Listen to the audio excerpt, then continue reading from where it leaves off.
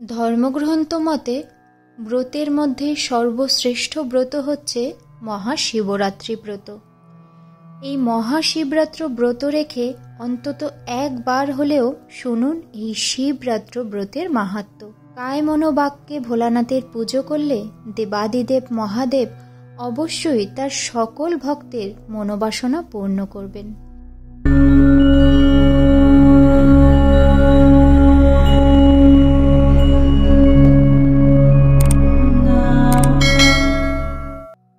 শিবরাত্রির ব্রত কথা। শারদীয়া পূর্ণিমা তিথি, নির্মল আকাশ, মৃদুমন্দ বহিতেছে মলয় বাতাস। কিবা শোভা অপরূপ কৈলাস পর্বতে, তুলনা পারে না দিতে কেহ এ ত্রিজগতে। বৃক্ষ সম ফল ফুলে সদা সুশোভিত, কোকিলের কুহুস্বরে সদা মুখরিত। পদ্মবনে প্রস্ফুটিত পদ্ম সুশোভন, অলিকুল সদা সেথা করে গুঞ্জরণ। সদা সেথা নৃত্য করে অপ্সরা সকলে, সুমধুর গান করে গন্ধর্ব সকলে। বেদ গান করে যত মুনি ঋষিগণ, কার সাধ্য দিতে পারে তাহারও বর্ণন। পার্বতী ও মহেশ্বর বসিয়া সেখানে, আনন্দে ছিলেন দোহে নানা আলোচনে। সহসা জিজ্ঞাসা করে দেবী দাক্ষায়ণী, বল প্রভু কিসে তুষ্ট হবেন আপনি। সাধু সাধু বলি কহে দেবে পঞ্চানন, মন দিয়া শুনো তবে তাহার বিবরণ। ব্রত পূজা যত কিছু রয়েছে শাস্ত্রেতে, শিবরাত্রি তুল্য ব্রত নাহি ত্রিজগতে। এই পুণ্যময় ব্রত যেই জন করে, দেহ অন্তে শিবলোকে করে আগমন।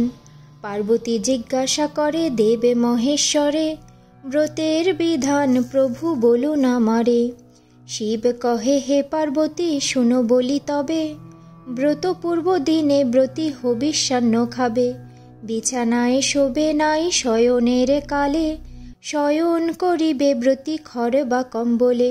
শিবরাত্রি দিনে ব্রতী রবে উপবাসী, সন্ধ্যাকালে বসিবে কে পূজা স্থানে আসি।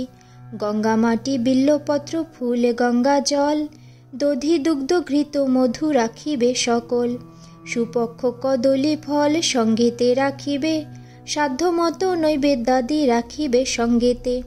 ধূপ দীপ জ্বালি রাখিবে তথায়, তারপর ভক্তি ভরে বসিবে পূজায়।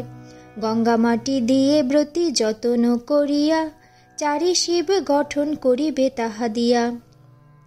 এক এক শিব লয়ে এক এক প্রহরে, অর্চনা করিবে ব্রতী অতি ভক্তি ভরে। সন্ধ্যা বন্দনাদি সব করি সমাপন, ভক্তিতে করিবে পূজা যত ব্রতীগণ। দুগ্ধ স্নান করাইয়া প্রথম প্রহরে, তারপর অর্ঘ্য দিয়া পূজিবে আমারে। দ্বিতীয় প্রহরে দধি স্নান করাইবে, তারপর অর্ঘ্য দিয়া যতনে পূজিবে। ঘৃত স্নান করাইবে তৃতীয় প্রহরে, করিবে আমার পূজা সাধ্য উপচারে। চতুর্থ প্রহরে ঘৃত স্নান করাইবে, তাহাতে হইব তুষ্ট শুনো বলি শিবে। অবশ্য করিবে সবে রাত্রি জাগরণ, পরদিন ব্রত কথা করিবে শ্রবণ। সাধ্যমতো ব্রাহ্মণেরে ভোজন করাবে, ভোজনের শেষে তারে দক্ষিণা দিবে। অবশেষে নির্মাল্য লইয়া ব্রতীগণ, যত ব্রতীগণ সবে করিবে প্রারণ। শিবরাত্রি ব্রত পূজা যেই জন করে, শিবলোক প্রাপ্ত হয় মরণের পরে। পুনর্বার জন্ম তার হয় না ধরায়, এই ব্রত ফলে সর্ব পাপ ক্ষয় হয়। দান যজ্ঞ পূজার্চনা আর তপস্যাতে, এ ব্রতের কিছু ফল না পারে লোভিতে। শিবরাত্রি ব্রত ফলে দেবে গজানন, সপ্তদ্বীপা পৃথিবীর হয়েছে রাজন। শুনো শুনো এবে গিরি রাজের তনয়া, ব্রতের মাহাত্ম্য বলি শুনো মন দিয়া। বারাণসী ধাম মাঝে শুনো হে সতী, খর্বাকৃতি এক বেদ করিত বসতি। চক্ষু আর কেশ তার পিঙ্গল বরণ, গাত্রবর্ণ কালো আর হিংসা পরায়ণ। হিংসা সে করিত সদা সব প্রাণীগণে, অস্ত্রাদিতে পূর্ণ ছিল তাহার ভবনে। একদিন সেই বেদ বন মধ্যে গেল, নানাবিধ পশু হত্যা সেখানে করিল। মাংস ভার লয়ে কাঁধে সে বেদ তখন, গৃহে ফিরিবার তরে করিল গমন। মাংস ভার লয়ে বেদ খুবই ক্লান্ত হইয়া শয়ন করিল এক বৃক্ষতলে গিয়া। কিছুক্ষণ মধ্যে বেদ নিদ্রিত হইল, হেন কালে সূর্যদেব অস্ত্রাচলে গেল। ধীরে ধীরে নেমে আসে সন্ধ্যারও আধার, ক্রমে বনভূমি হইল গাঢ় অন্ধকার। অকস্মাৎ সে বেদের নিদ্রাভঙ্গ হইল, তাড়াতাড়ি বৃক্ষতলে উঠিয়া বসিল। ঘোর অন্ধকারে কিছু দেখা নাহি যায়, কি করিবে বেদরাজ হইল নিরুপায়। বনে মধ্যে শোনা গেল বাঘেরও গর্জন, ভয়ে প্রিয়ে বৃক্ষে বেদ উঠিল তখন। ভাগ্যক্রমে সেই বৃক্ষ বিল্ল বৃক্ষ ছিল, অতি কষ্টে বেদ সেই বৃক্ষেতে উঠিল। বৃক্ষ শাখে মাংস ভার যতনে বাঁধিয়া, বৃক্ষ পরে ভয়ে বেদ রহিল বসিয়া।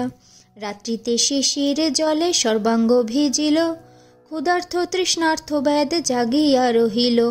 বৃক্ষমূলে শিবলিঙ্গ ছিল প্রতিষ্ঠিত, এক বিল্লপত্র তাতে হইল পতিত। বেদ গাত্র স্পর্শে এক পত্র ভগ্ন হইল, হিমবিন্দু সহ তাহা লিঙ্গে পড়েছিল।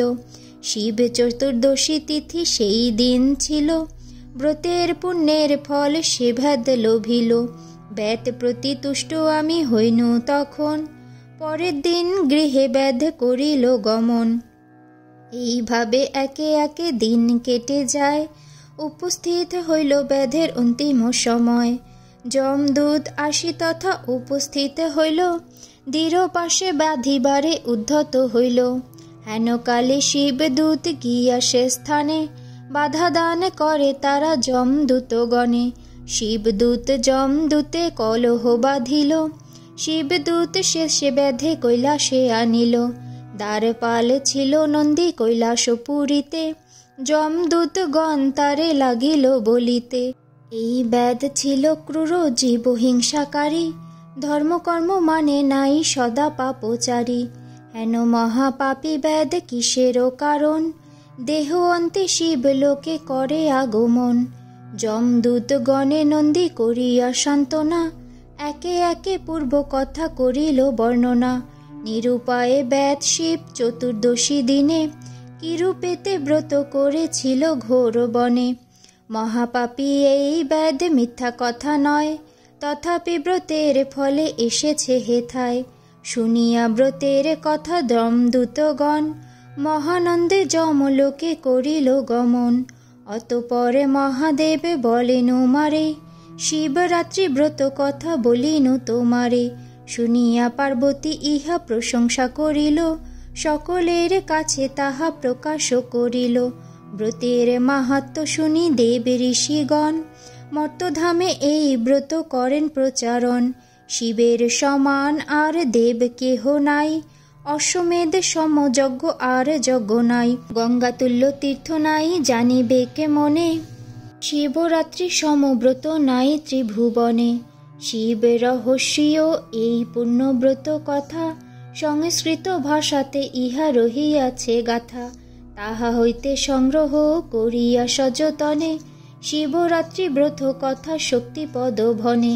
শিব রাম শিব দুর্গা বল ভাই সবে, এ ভব বন্ধন হইতে মুক্ত অবশ্য হইবে। শিবরাত্রির ব্রত কথা সমাপ্ত।